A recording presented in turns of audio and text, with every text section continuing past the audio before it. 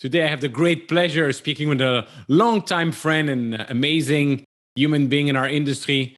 Rémy Crégut is the head of the 2M2C, the conference center in Montreux, where the Montreux Jazz Festival is taking place. He has a fabulous life experience, different jobs in our industry, very inspiring. Enjoy my conversation with Rémy. Hello and welcome to a new episode of the Business of Meaning podcast. And for this week's episode, we are crossing the Atlantic to speak with a legend. He started the chapter of MPI in France. He had an amazing career in hotel, in DMC, in all the different parts of our industry. And today he's leading 2M2C, the Montreux Music Convention Center. It is none other than the Rémy Crégut. Rémy, thank you so much for taking the time to speak with me today. Thank you, Eric, and it's a pleasure to be here to talk with you. And I was just thinking, preparing this, we are two French-speaking people speaking in English, so maybe I should get the subtitle running, but in the podcast, it's quite difficult, right? Exactly. And it will be easier for you because my English is not as easy as it is for you, but I will do my best, and I'm sure people will get more or less what I will try to say. You're very good in English, and just the training that you have with speaking with all the stars that are coming to the Montreux Jazz Festival, I'm sure there's not a problem at all. But before we get into that, Rémy, I always like to ask my guest, what is your story? How did you join the meetings and event industry, especially our generation? There were not so many classes or program or master in meetings and events. So what's your story? The story is quite simple. You know, I was not even aware about the meeting industry when I was in an age to make a choice for my studies. My dream was to work in the family industry, which was constructing roads and airports and parking lot and things like this. And I didn't like to study, but my parents said, okay, if you want to join the family company, my father said, you need at least to have the diploma my father was asking me to have to join the company. So I did that school in Paris, called les spéciales des travaux publics. And after 1 year, my father had to sell the company. Uh-huh. It was a difficult time in France at that time with the petrol price crisis. And he sold the company. So I said, I'm not going to work in another company because my dream was to work for this company. So I said, okay, let's try to continue my study. And I joined business school in south of France. And again, after 1 year, I was late and my feeling was it was not my place. So I decided to stop to study. My parents were furious. And I said, I will find my way myself. And interestingly, at the same time, one of my aunts created an hotel in south of France. And since I was ready to do anything else, I started to work in this hotel, this opening. And it was quite an experience because she was not an hotelier. And I had to do everything you can do in a small hotel of 20 rooms, from driver to luggage, handyman, cook, everything. But more important, at that time, one of my best friends proposed me to make true one of my dreams, which was to participate to a motor race named Paris Dakar. Yep, that's still going on. Yeah, right now. It was a 20 days race in Africa, leaving from Paris, going to Dakar. Off-road race, of course. And incredibly, I was starting this race on January 1st in 1992. It was a real experience and a big change for me. It helped me to discover reality of the world, because I was living in a little town in south of France, very comfortable, with a good family. I didn't know what was to have a program or endurance or very important things. You've been living in a bubble. Exactly. So I did 10 days of race, which was quite a difficult experience. And it helped me to be more conscious about what is an effort, what is endurance. When you drive a motorbike from 8 in the morning to midnight. Oh, you did it on the motorbike? Yeah, on a motorbike. Oh, wow. That's, I mean, for those listening, and sorry for interrupting, but for those listening, you really have to Google Paris Dakar. Dakar is the capital in Senegal. It's now, I think, happening in Dubai or the United Arab Saudi Emirates. Arabia right now. Saudi Arabia now this year. Yeah, I have a friend who's been doing it for many, many years. But it's a mythical race in the desert, in the dunes, everywhere. So already I imagine sitting in a car would be extremely difficult. But on a motorbike, wow. And after 10 days of race, in the middle of a race, I broke my bike. Nice. And I continued the race in a car, running after the participants, because we were one day late, and it was another adventure. And really, I must say, it changed me a lot. It gave me more confidence. I was able to do something unusual and quite difficult and unique. So I did this. Then I joined the army, because at that time in France you had to do 1 year of army, which was another discovery, because it was I was able to be in touch with the real life in France, real people, from everywhere, from all status. Yep. From the richest to the poorest, people who didn't know how to write. I was quite surprised.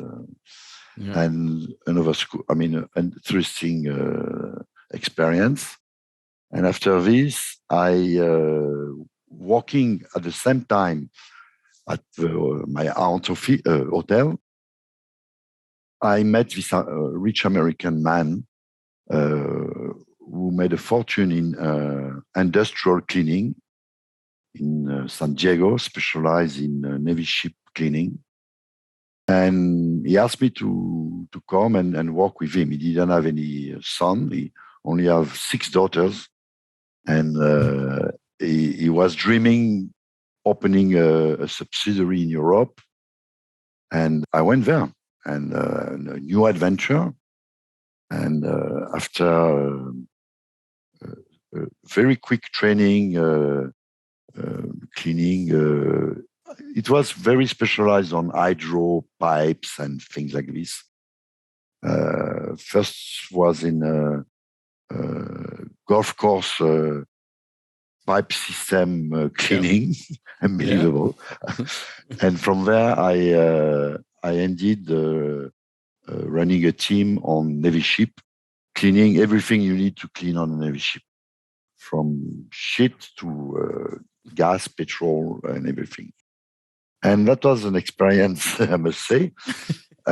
Being a French guy on a US Navy ship was also quite unusual. Did they allow you there without background check and everything? And that was the biggest surprise. I don't know how come, but they never said anything because it was extremely regulated, as you can imagine. Yeah.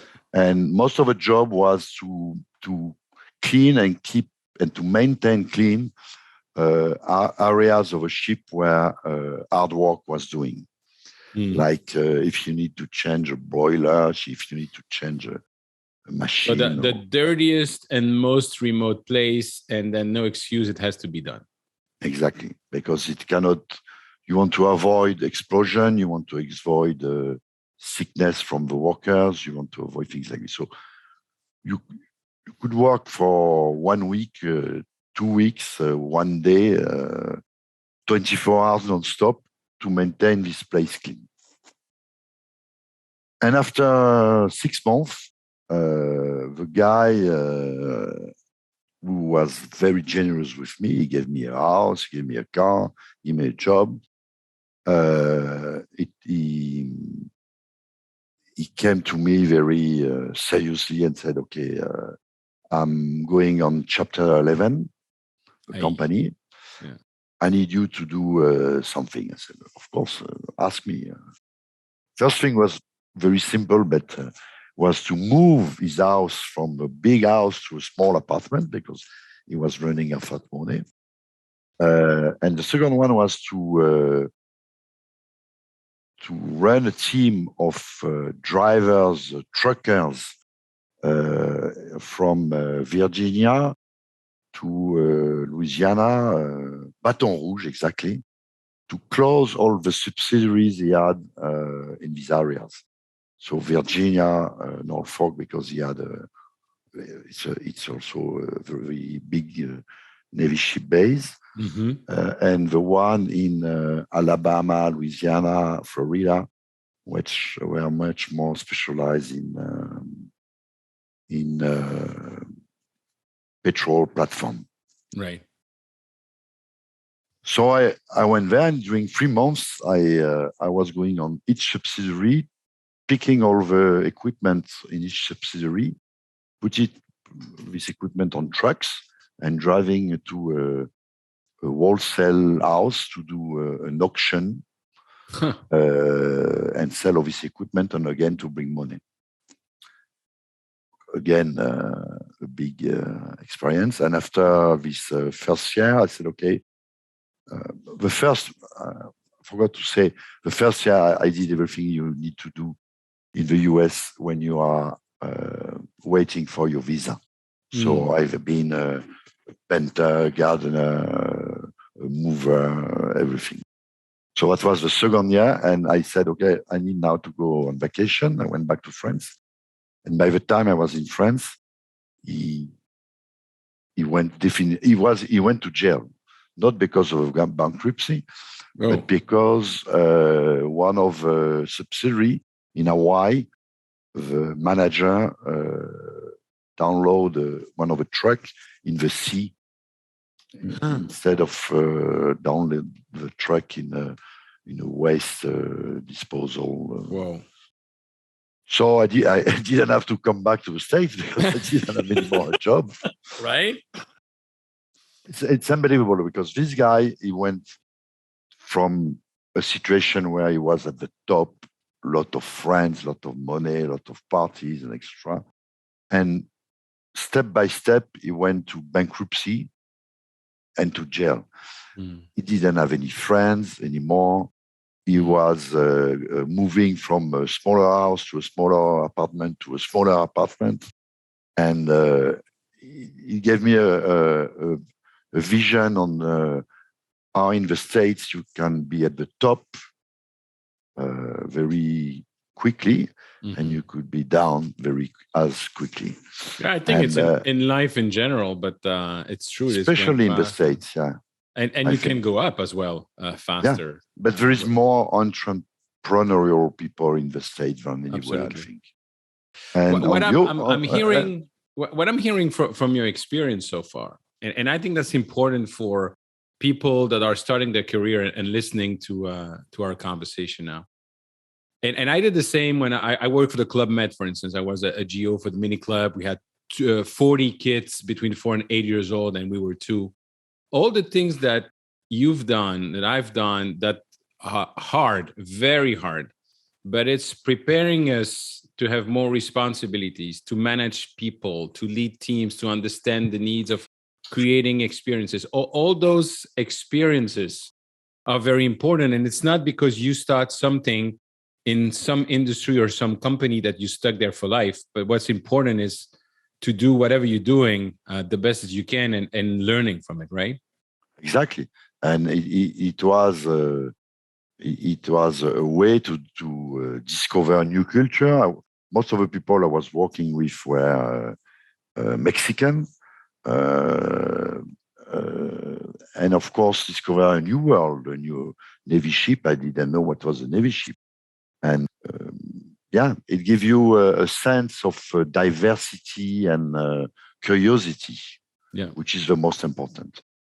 And you're right. I agree with you. It is one thing when you read a curriculum vitae from a young guy applying for a job, he's giving a list of things he has been doing, but very rarely is letting you know what he gets from this experience. And in fact, you can work in a bakery or in a department store. That we don't care. What we care is what did he learn, and what was the good points he can apply from this experience. Yeah, I worked for a summer as a blue collar in the Renault factory in Brussels, and I was just pulling cables from morning till evening. The thing that I still remember to this day, but obviously working with blue collar and learning a lot and realizing that people have a very tough life, and also why they're doing this. Sometimes they had no choice to feed the family. But it reminded me obviously of my own grandfather, who was a blue collar all his life. And the first day I had to take the card and punch the card for the hours. And to this day, it's giving me goosebumps because I said that morning, I said, I'm going to do it one summer, and never in my life would I want to do that. But I'm glad I did it, and I'm glad I had this experience as well. And so that's, I would say, the first part of my life. And after this month vacation in south of France, very pleasant and deserved, I would say, my father, because I was staying at my parents' house, my father said, okay, we have to do something very clear. You are not going to be on vacation forever. So I gave you one more month. And if you don't have a job in 1 month, you're out of my house. So I said, okay, I got the message. And I applied to all kinds of jobs, I must say. Most of them were in Paris because I would say the possibilities were wider. And I get an answer from an hotel in Paris from the Sofitel chain, Accor Group. That it was the beginning of Accor. And I had interviews, and amusingly, I had a very good feeling with the manager. It was for a job. I didn't know the meaning of the role. It was attaché commercial, sales executive, congrès réception. I was like, what is that? Congrès reception. Yeah, I was like, what is this? So I had a very good feeling with the manager. And the last step was to meet the regional director of marketing. The guy was named Nicolas Rica. And this guy just changed of position, arriving from the States with Accor. And the fact I spent 2 years in the States, immediately, we were talking about the States for maybe 2 hours. And at the end, he said, okay, you got the job. It's fine for me.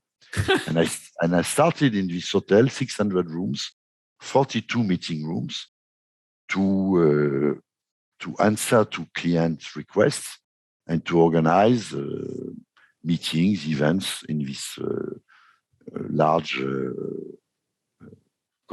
little convention hotel. Yeah.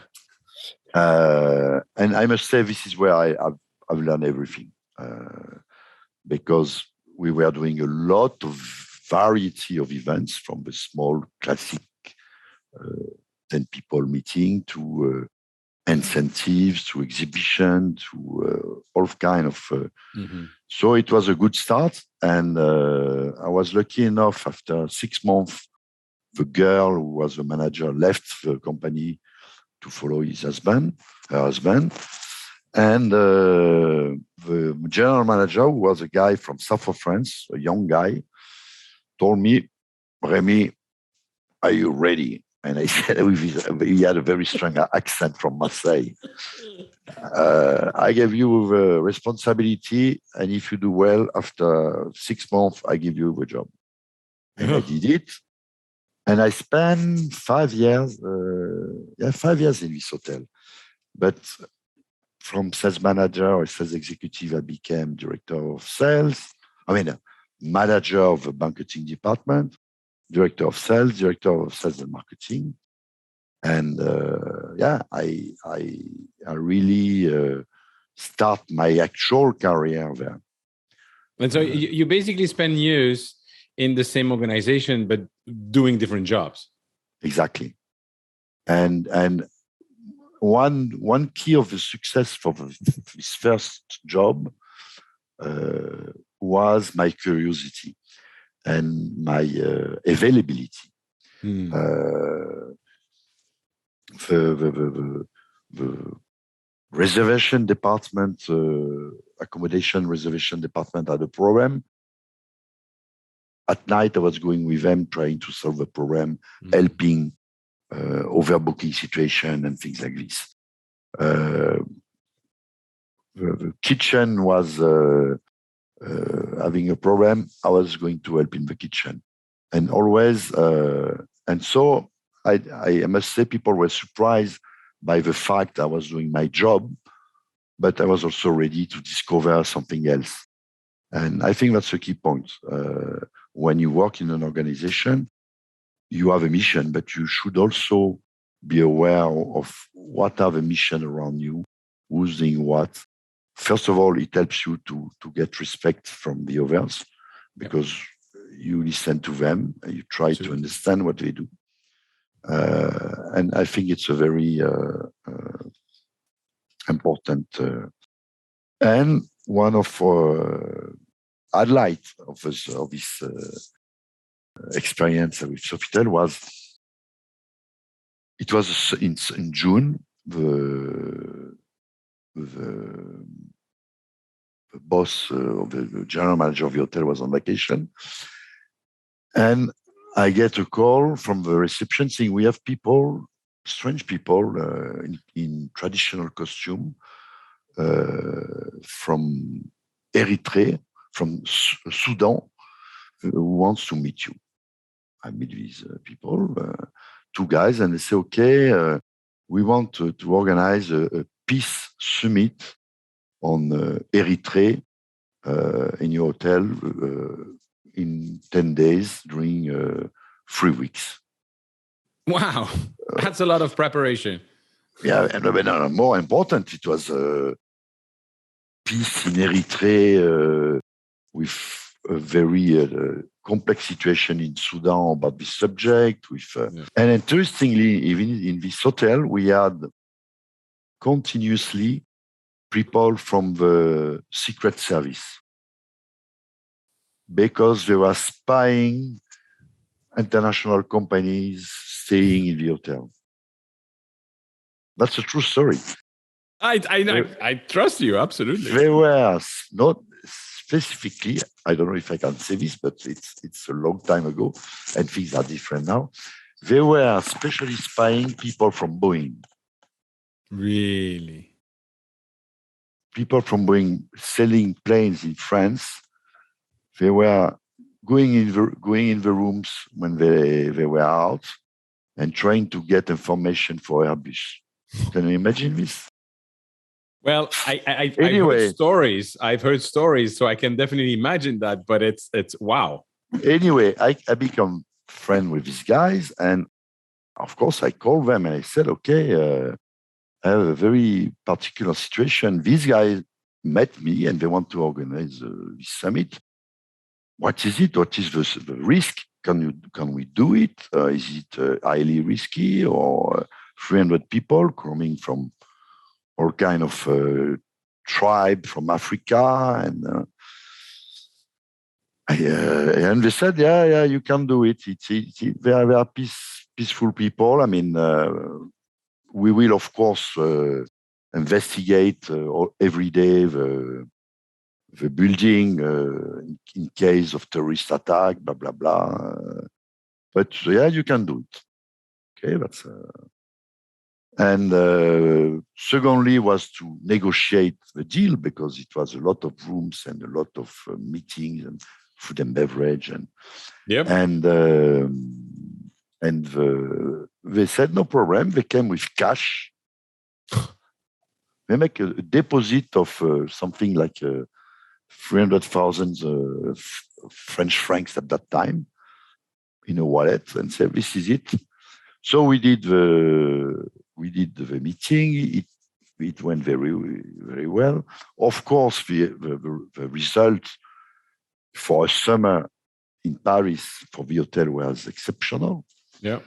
And finally, we did the bill and we came for the final payment. And they arrived always with a attaché case, a Big business suitcase. suitcase, and they say, "Can we sit in a private office, please?" And I said, "Of course." And this is the amount of the bill. And they say, "Okay, we still owe you, I don't know, 500,000." And they say, "We have a question. And if you reduce the bill to 300,000, and you keep 100,000 cash, and we get 100,000 cash, what do you think? Is it something possible or?" And of course, you can imagine that was 100,000 was 2 times my annual salary at that time. And you have this little second where you think about it. You are like, "What? I mean, do you realize how much is?" And of course, immediately you say, "No, come on, I cannot do this. I'm paid by a company, and I am trustful." And of course, I say, no problem. We pay what you have to pay. And of course, at the end of the summer, I was a hero because we got 800,000 cash in a very low season. Yeah. And yeah, I learned something about briding. It was my first experience, and I had many others in my life. But this is, I think, something very important. You work for one company, you must to be loyal for people who. Absolutely. But two things I've got from this section from what you say. The first one, just want to come back about the fact that you were helping people in the hotel in different departments, and that experience for me teach me two things. The first one is I hate answer like, "Oh, it's not part of my job description." I think, get over it. You're part of the same organization. Help everyone, and that's it. Do your job and then help everyone. And the second thing is, and to your credit, and I know you for years, Rémy, you really a poster child for what I call servant leadership. You're doing your job, you're leading teams, you're managing projects, and you're always ready to support people, to put your sleeves up, to get on the ground and help everyone. And that I think it's a fabulous lesson for anybody who's listening in terms of leadership and personal branding. And the second thing, leading to personal branding as well. I remember I was bidding for an incentive trip with a pharma company, and talking with the general manager, he said, "Oh, so where you think we can be doing this based on my description to you?" And I gave him a few destinations, and I don't know which one it was. He said, "Oh yeah, there. Oh, it's great. I'm actually was thinking going with my family on holidays there next summer." So that's very clear. And I look at him immediately. I said, "Oh, let me know if you're going there, because I obviously have a great contact, and maybe I can get you a discount or an upgrade or something." But I was not going to pay for his holiday. So leaving the meeting room, I knew that I was never going to work for that person. And you know what? So be it. At the end of the day, is the decision you made for yourself. And I'm not trying to do any lesson to anybody or to judge anyone. But at the end of the day, you decide for yourself. The judge in the mirror in the morning will tell you whether you did well or not. Yeah, I agree, 100%. And plus, for me, in the event industry, I strongly believe part of a job is to predict the unpredictable. Mm. And predict the unpredictable is linked to your experiences. Because at the end, when you have been facing thousands of experiences, at the end, you are never surprised. You remember circumstances. Of course, they are always different, but more or less, you know how you react in this one, and you can apply your experience on the other one. And more you know around, if you know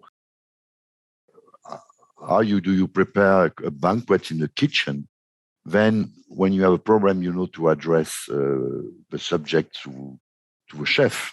Yeah. If you're not, you lost, and you cannot find together a solution. I'd like to, before we get to Montreux and the Montreux Jazz Festival and the 2M2C, if you can just give us two nuggets on the first one is your experience with LSO and a DMC. What is the one or two lessons you learned from it? And then how did you start MPI in France? And then we'll go back to Montreux. Okay. The first thing which is important is after 5 years in this company, Accor was a growing company, and in my mind, I was not. I didn't mind to do a career in the same company, and I went to. I had an opportunity for a job with Accor in a different. Brand. And I realized I had discussion with the guy in charge of this new position, and he was all right. Everything was clear. And he said, working in the same company, I must have the agreement of your boss. So could you transfer me to the telephone of your boss? So I said, okay, I transfer you, and I go in his office right away.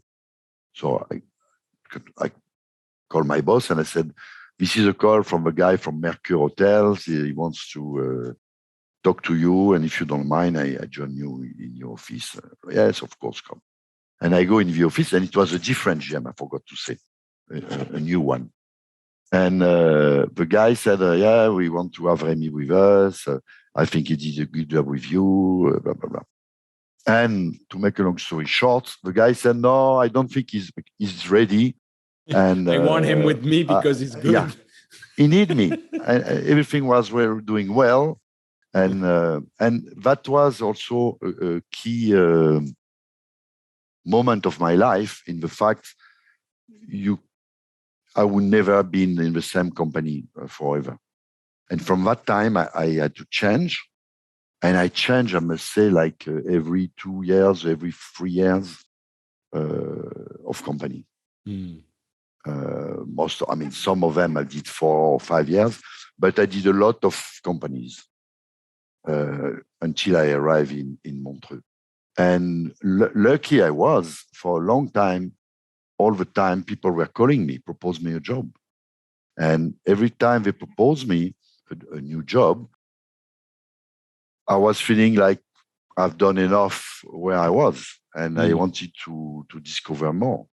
So yes, as you were saying, I did Accor, Hyatt, Intercontinental in France, in Morocco, and finally, when I was at Intercontinental, I was called by Disney, and Disney was. After the phase where the American system applied for very successful system in the States, they did realize they would never work in Europe.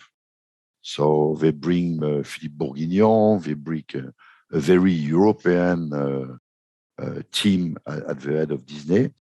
And the boss of the hotel business asked me to build a new entity for business events. So we created Disneyland Paris Business Solutions. And that was also a very strong experience because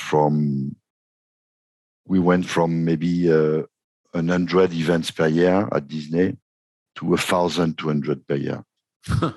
And Wow. that was phenomenal. We were receiving 4,000 requests per year.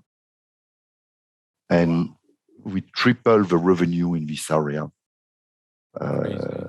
And it was the most diverse range of events you can imagine, from events on the park, in hotels. Why do you think that they changed the model, and why do you say it was not working with the US model in France? Oh, it was all kind of reasons, but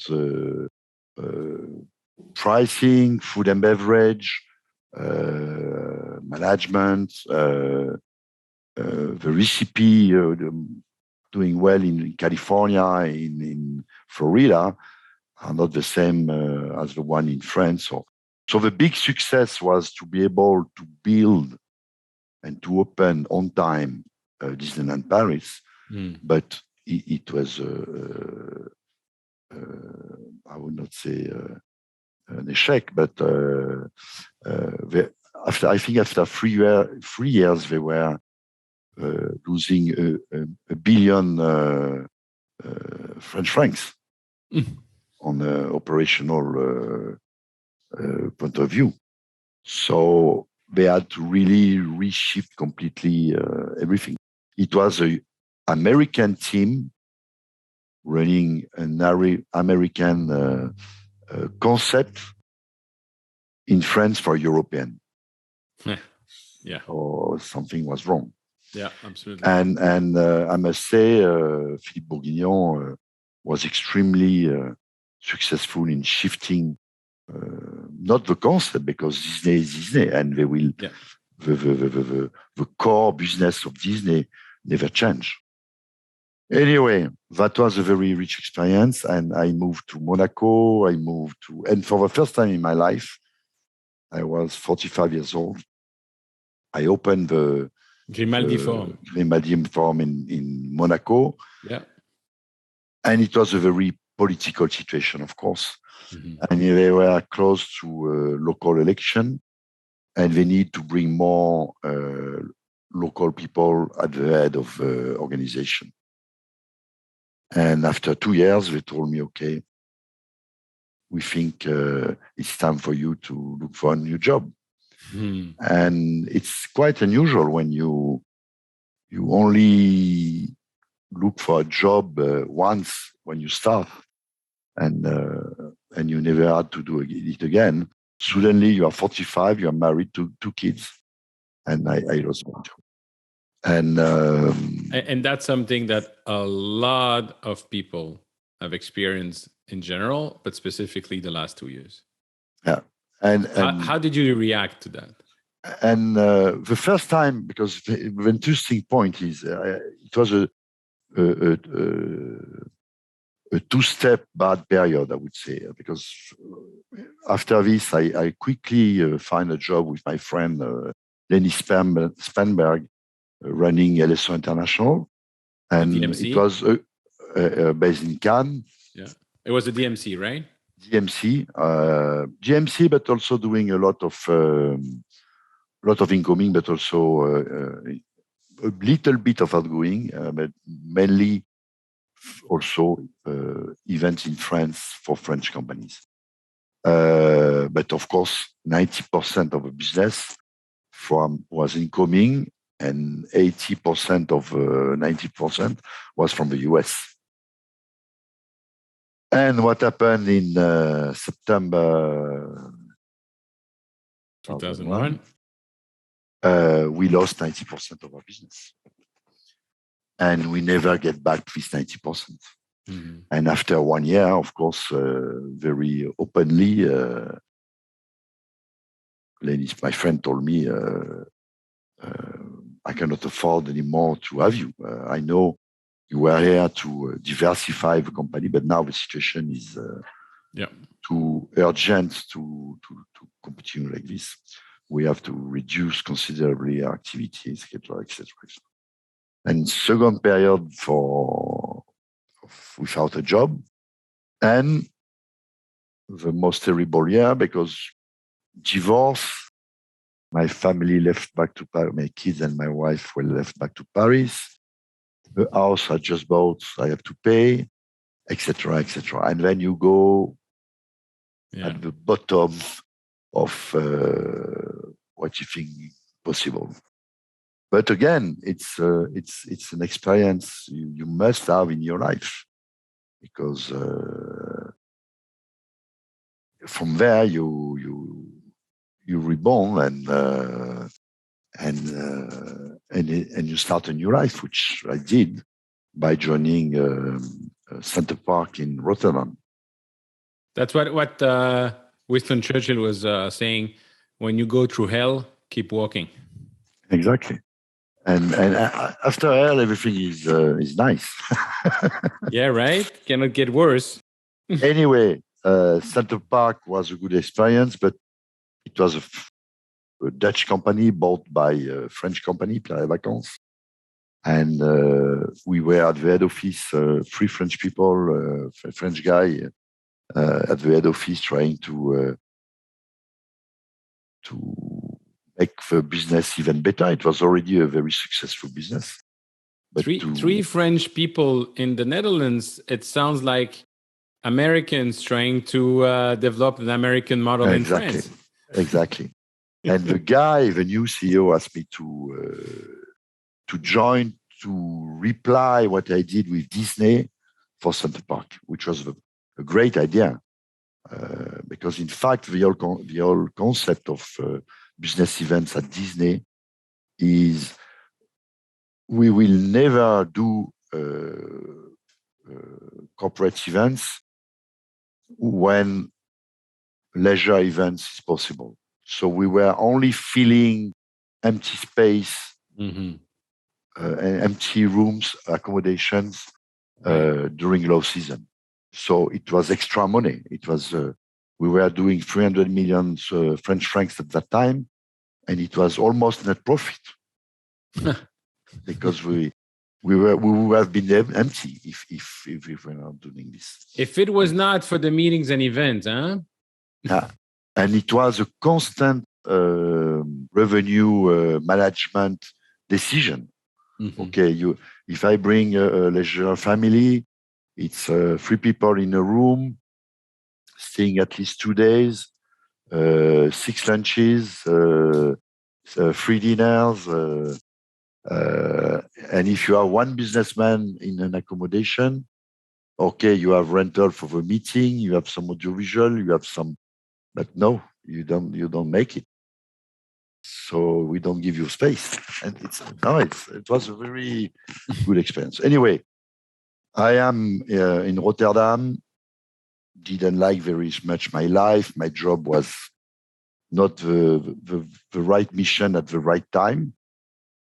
And I ran into an ex-colleague of Disney, a Swiss colleague, and she was, and we had a discussion. She told me, I changed. I'm not anymore with Disney. I am in Montreux, at the head of sales and marketing for Montreux Museum, for the Convention Center. And they just fired a general manager. You should apply. Send me your file, and I give it to the mayor, and I'm sure it will work. Wow. And interestingly, I knew Montreux because when I used to work for Hyatt, the president for Hyatt in Europe was the general manager of the Hyatt in Montreux. So every year during 4 years, I had to go to Montreux to do our business plan review in September. Yeah. So I went to Montreux 4 times in a row for a week in September. So I had a fantastic idea, image, feeling about Montreux. And it's not only an image or a feeling, it's the reality, as you regularly post beautiful pictures on your Facebook. It's stunning. Yeah, but Montreux, it's really something Montreux, when you one day you discover Montreux, you discover the panorama, the setting. But you always, everybody I bring to Montreux is always coming back for business, for vacation, for living, and that was the case. So after 6 months, I arrived in Montreux because in the Swiss rules mentality. You need time to make a decision because you don't like to be wrong. Well, because the French are quick at making decisions, right? No, but I would say, yes, the political people in Switzerland, based on the consensus spirit and... I get it, yes. Yeah, the confederation, that the fact that you need to have an agreement for everybody, and yeah. Exactly. Yeah. That reminds me of my home country, Belgium. Always have to have a consensus. And I think it's one of the strength of Switzerland, yes. Because when it works, yes, it works. Sometimes it's a bit irritating, but at the end it works. Anyway, I arrive here and I discover a new business because half of our business was and is about music events, and half is about congresses and corporate events. Congresses and corporate events, more or less, I could say... you knew. I knew. But the other part, the musical, the entertainment business was quite new for me. And when I say entertainment business, we had one of the most famous music festival, Montreux Jazz Festival. Yes. At that time, it was 45 years old, 2 weeks in a row, 300 artists playing, a big machine. And very, I had to meet, of course, very quickly the founder of the Montreux Jazz Festival, who was an unbelievable guy. And yeah, I must say we had he had some empathy for me and vice versa. And he took me under his shoulder and said, okay, I'm very pleased you are here, and I'm sure together we will do awesome, very good things. And that was the case. So I discovered this new world, this new... but we had also a classic music festival, the oldest one in Montreux. We had also Humor Festival. The Humor? Yeah, which is the largest French-speaking humor festival. Yeah. But it's interesting, Rémy, if you allow me, you've from cleaning the ship or cleaning a convention center, from selling rooms or convention in an hotel to obviously the convention center, to getting people from abroad and welcoming them in your city or in your country, to understanding events and putting live events together. It's almost like everything you've done in your life prepared you to be the ideal candidate for this job now. Yeah, I think it's all about hosting people and making everything possible to have them experiencing something enjoyable, unique, bringing souvenir to them. Yeah. Well, I can tell you that having attended the Montreux Jazz Festival, thanks to you and with you, is something that I'll never forget in my life. Yeah. It's just phenomenal. Yeah, and it's an interesting business model also, because I think the music business bring credibility and knowledge and awareness to the business, meeting business, event business, corporate business, and vice versa. We would not be able to have all these cultural events without the revenue and the profit made with corporate business. So it's a well-balanced model where you can really get the best of a building, the best of a team, and the best of your client. Because do you think that after what we've seen the last 2 years in the pandemic and the Zooming and do you think that live events are going to change in the future, or people are just waiting to come back and craving that? Live events have been changing. I've been in this business for, 30 years or 40 years. They have been always changing. I mean, the technology have changed. So already we have been changing a lot. And of course, the COVID story did help to maybe a quicker change. In which sense? Like technology has been more used, and it opened the eyes of certain people to consider hybrid events, and some of them would never even think about it. But at the end, people said, "Okay, it's possible. It does work, but it will never ever replace live events. It will accompany. It will boost. It will promote, make their life longer, but it will never replace a live event."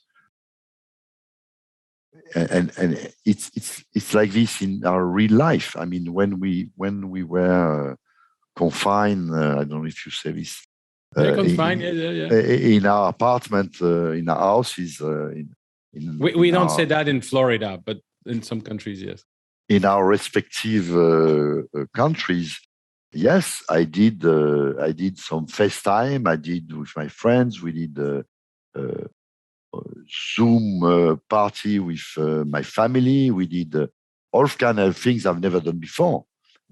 But as soon as I was able to leave my house, to meet in a bar, in a restaurant, I didn't do anymore because I was fed up. Yeah, up to everybody is. Yeah. Yeah.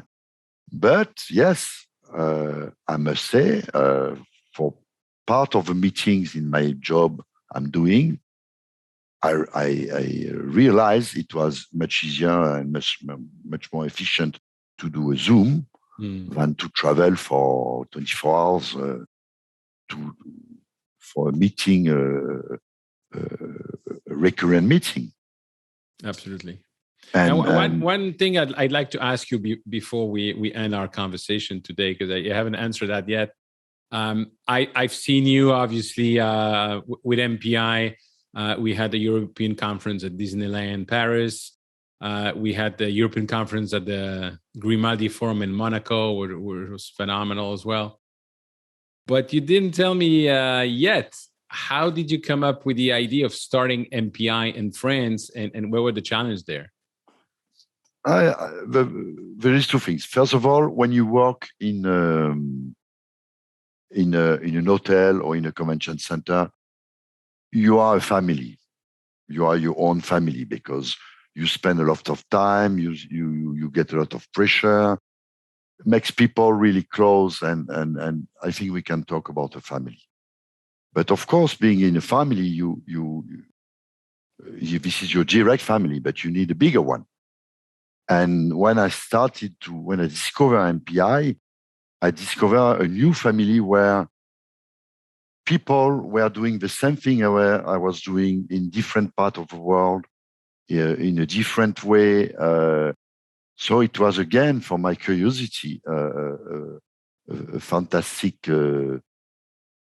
way to feed my curiosity with, and I had this feeling to being part of a larger family, and not only my little problems, my daily problems.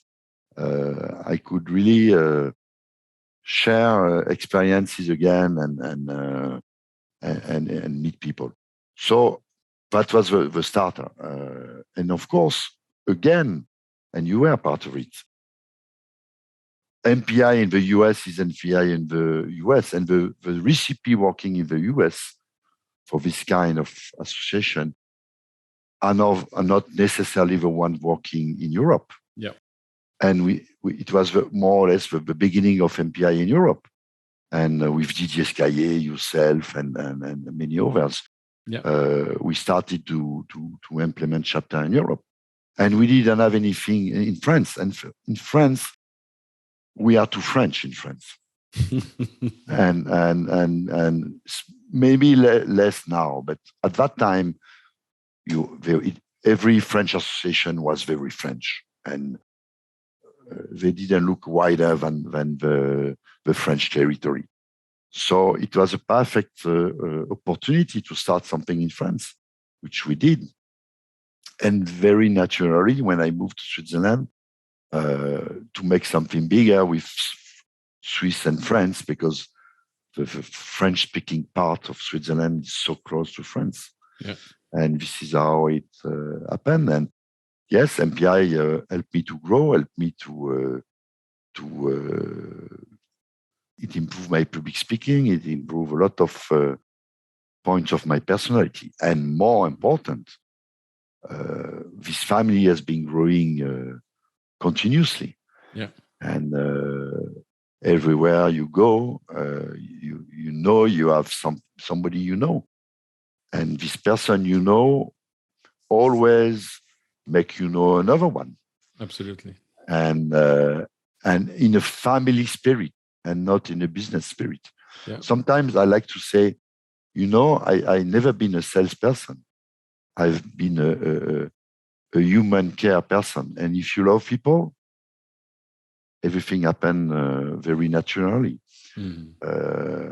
I don't like the selling idea. I like to exchange and to find partnership between you and somebody else. And that's why I did all my life. That's awesome. Rémy, thank you so much for taking the time to speak with me today. One last question. What's the plan for the next 10 years? And because I know you love Montreux, I know you love Camargue, I know you love traveling. So where are we going to find Rémy in 10 years? I have a last challenge in Montreux. I mean, linked to my actual position is to make our major renovation project happen and to make it successful. So I must say, until we'll start it and reopen the place, if I leave before, I will have this feeling of I didn't achieve my mission. So I would love to achieve this mission. And yes, I would like to keep a step in a foot in this industry, maybe by doing some consulting, maybe by joining some boards of companies involved in this area. I'm open to. I've been always passionate about hospitality, events, tourism. So yes, I can predict I will stay involved in this industry. I cannot tell you now, when and now, but I believe it will be the case. Always a pleasure to speak with you, my friend. Even better to see you. It was lately the case in the US in Vegas. And I hope to see you live very soon, if not in Montreux, somewhere else in our beautiful world. So thank you so much for your time today.